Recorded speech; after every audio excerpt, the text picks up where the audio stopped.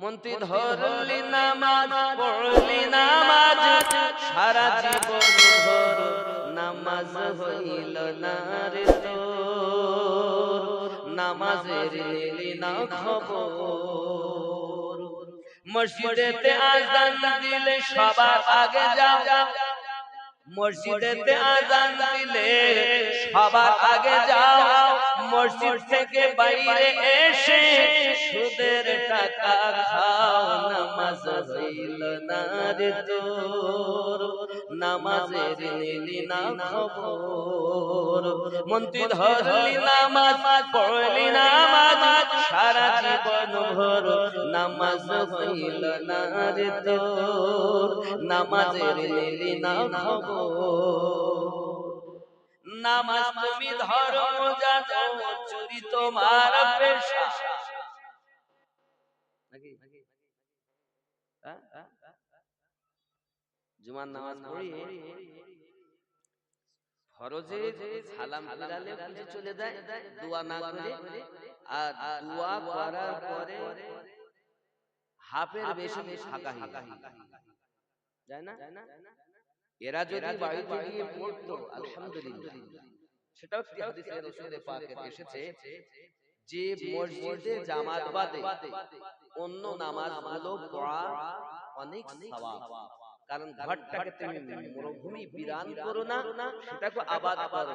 তো নফিল সুন্নাত ওয়াগায়রা ফরজ মসজিদে জামাত আদায় করা 27 গুণ বেশি সওয়াব।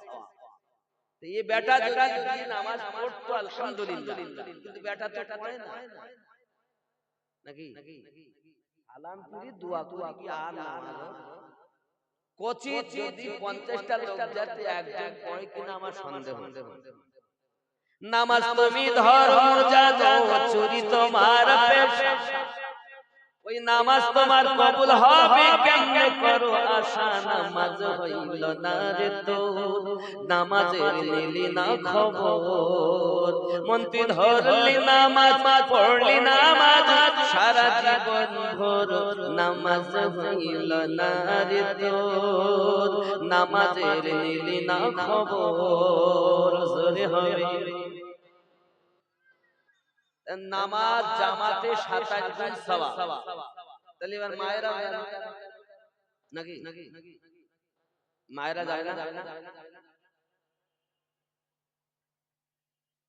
মায়েরাও জামাত করে নামাজ পড়ে।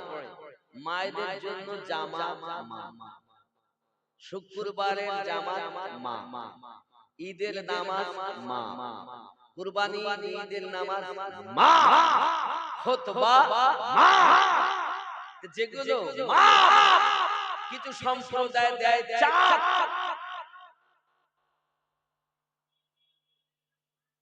ওরা মেয়েদের দ্বারা জামাত করে। যারা করায় তাদেরকে আমরা লামোঝাব বলি। কোন মোঝাব মানে না। তবে এখনকার কিছু যুবক প্রত্যেক জায়গায় বেরিয়েছে, তারা ইউটিউব দেখে দেখে তারা এবার হাত এইখানে বাঁধতে লাগছে। আপনাদের এখানেও দুই একজন থাক। ওরা বলে নাভির নিচে হাত বাঁধা কোনো দলিল নাই, সব জরি বলুন না নাউজুবিল্লাহ। ও কড়া কেটা পড়েছে। বন্ধু আমার, আমি আপনাদের বলে যাই, এই নাভির নিচে হাত বাঁধার মোট 11টা সিয়াসিয়াত দলিল আছে। কয়টা? তার মধ্যে 3টি হাদিস আছে জয়ী, 8টি হাদিস নাভির নিচে বাঁধা সহিহ হাদিস। জোরে বলি। এবার এখানেও হাত বাঁধা হাদিস, বুঝতে পারছেন না? এখানেও হাত বেঁধে নামাজ পড়া হাদিস, আবার হাত ছেড়ে দিয়েও নামাজ পড়া। আপনার হাত বাঁধতেও হবে না, এটাও হাদিস। ভালো করে বুঝলেন আমার কাছে? হাত ছেড়ে দিও নামাজ পড়ো, রাসূলের পাকের হাদিস। বুকে হাত ধরে নামাজ পড়ো, রাসূলের পাকের হাদিস। আর এটি হাদিসও বটে, সুন্নাতও বটে। এ দুটি হাদিস বটে, এটা হাদিস বটে, সুন্নাত নয়। আর এটি হাদিস তো বটে, আবার সুন্নাত। জোরে বলে। তো আমরা মানি হাদিস। আপনি যদি এখানকার হাদিস অস্বীকার করেন তাহলে আপনি কিন্তু ঈমানের ত্রুটি হবে। এই হাদিসকে যদি আপনি অস্বীকার করেন আপনার ঈমানের ত্রুটি হবে। কিন্তু আমরা আমল করি শুধুমাত্র সুন্নাতে। জোরে বলে। কথা বোঝা যায়? বুঝতে পেরেছেন না পারেন? এখন এক শ্রেণীর সম্প্রদায় তৈরি হয়ে গেছে, এখানে হাত বাঁধাটা মানে নাভির নিচে হাত বাঁধাটা সহিহ হাদিস খুঁজে পাচ্ছে না। পাগলের দল। ও বক্তব্য শুনে কার? লা মুযাব যারা তাদের।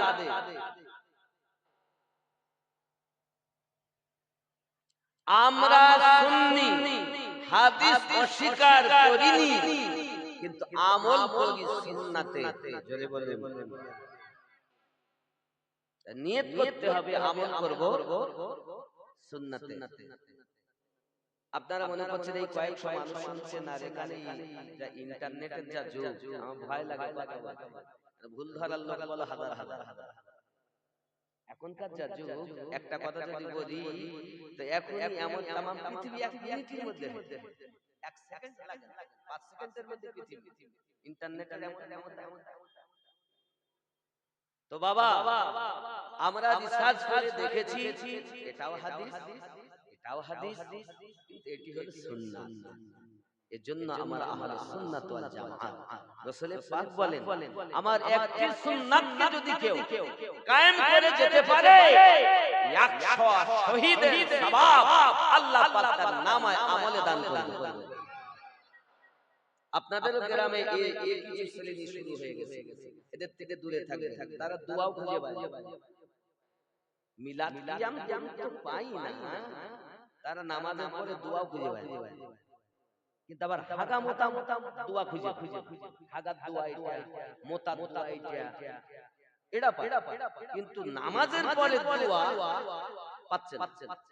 কত বড় শয়তান তারা বুঝতে পেরেছে। মোতা আমার তখন দুঃখ লাগে, বাবা তুই মোতা দোয়া পেলি, হাগা দোয়া পেলি, আর ফরজ নামাজের পরে দোয়া পেলি নে। এটা একটু বললাম, আসলে আমরা মুত বলি, আমরা পেশাব, আসলে আমরা হাগা বলি না, পায়খানা বলি। ওদের জন্য আমাকে একটু বেকি যে তোর হাগাটা পেলি, মানে পায়খানাটা পেলি, পেশাবেরটা পেলি, আর ফরজের পরে দোয়া পেলি নে। কত বড় দোয়াতে তাদের হিংসা। আপনি যদি মনে করেন আপনার দোয়ার দরকার, তাহলে আপনি ৭৩টা দলের ভিতরে একটা দল বেছে নেন, যে দলটার নাম হলো আহলুস সুন্নাত ওয়াল জামাত। কেন? এই দলে দোয়া আছে। যেমন পেটে গেলে দোয়া, হুজুর দোয়া করবেন আমার মেয়ের পেটে বাচ্চা, হাজী সাহেব দোয়া করবেন আমার মেয়ে গর্ভবতী, ইমাম সাহেব একটু দোয়া করবেন আমার মেয়ে গর্ভবতী হয়েছে, করেন না? মুরব্বি সাহেব দোয়া করবেন আমার মেয়ে সুস্থ সালামত বাচ্চা করতে পারে, দোয়া চাই। পেটে গেলে দোয়া, যতদিন থাকে দোয়া। জন্মের পরে আল্লাহ রাসূল বললেন ডান কানে আযান দাও, বাম কানে তাকবীর দাও। জন্মের পরে আযান হবে, আর ইন্তেকালের পরে নামাজ হবে। যে নামাজে না আছে তাকবীর, না আছে রুকু সাজদা, তাকে বলা হয় জানাজা নামাজ। জোরে বলে। এখানেও আরো একটা কথা পরিষ্কার করি, এক শ্রেণীর লোক এসেছে, তারা বলছে জানাজা অর্থই দোয়া, আবার দোয়া করব কেন? বলে না, বলে জানাজা মানে দোয়া, আবার দোয়া করব কেন? যে কি পাগল! দেখেন নিয়ত করছে, কি বলছে, না বাইতু আন উআদ্দিয়া আরবাআত তাকবীরাত সালাতুল জানাজা। বলে না, নাওয়াইতু আন উআদ্দিয়া লিল্লাহি তাআলা আরবাআ তাকবীরাতিস সালাতিন জানাজা। জানাজার নামাজ, সালাতিদ দুআ বলিনি, জানাজার দুআ বলিনি, সালাতিজ জানাজা, জানাজার নামাজ। নিয়তের বেলায় বলছে নামাজ, পরে শুনে জানাজা মানে কি অবস্থা সমাজের মধ্যে ঘটাচ্ছে। এইসব কথা আগে বলে শোনা যায়নি, জানি শোনা, ঠিক না বললাম? তারপরে কি, আচ্ছা একটা পুকুরে আপনি মাছ চাষ করেন, কি চাষ করেন? মাছের জন্য তো আপনি পুকুরটা করেছেন। এখন সেখানে যদি সাপ থাকে, ব্যাঙ থাকে না, কাঁকড়া থাকে, শামুক থাকে, আপনি কি বলেন যে এটা শামুকের পুকুর? আপনি কি বলেন এটা সাপের পুকুর? আপনি কি বলেন এটা আপনার কি কাঁকড়ার পুকুর বলেন? আপনি কি বলেন? ঠিক জানাজার নামাজ, এর মধ্যে দোয়া আছে, এর মধ্যে দরুদ আছে। তাহলে মূল জিনিসটা হলো জানাজার নামাজ। জন্মের পরে আযান, ইন্তেকালের পরে নামাজ। কথা বোঝা যাচ্ছে? প্রসঙ্গ গ্রামের, তাহলে আমরা সুন্নি, সুন্নাতের পাবন্দি করি ইনশাআল্লাহ। সারা জীবন যারা আমরা নাভির নিচে হাত বেঁধে দিয়েছি আর দোয়া করে করতে কিয়াম করে এসেছি, কিয়াম করতে নাকি? কিন্তু সুন্নিদের পেটে গেলে দোয়া, বার হয়েছে তার দোয়া, হুজুর দোয়া করতেন তোমার সন্তানের জন্য, মিষ্টি খান, এটা খান, মিষ্টি খাওয়া, দোয়া না চাই না? আপনাদের কাছে চাই? তাহলে হুজুরের দোয়া করে, দোয়া হচ্ছে। হুজুর বাড়ি গেছে, পীর সাহেবের বাড়ি, হুজুর একটু দোয়া করে, ইমাম সাহেব দোয়া করে, জন্ম নিলে দোয়া, তারপরে 3 দিন 5 দিন 7 দিন 21 দিন পর আকিকা করো, দোয়া নাকি?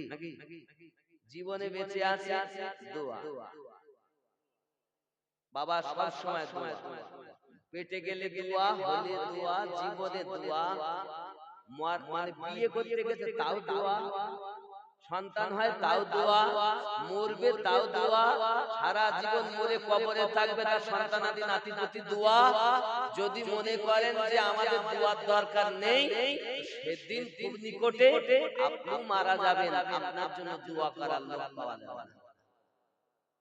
আর যদি মনে করেন দোয়ার দরকার, তাহলে এখনো সুন্নি জামাতে নাম লিখান, কারণ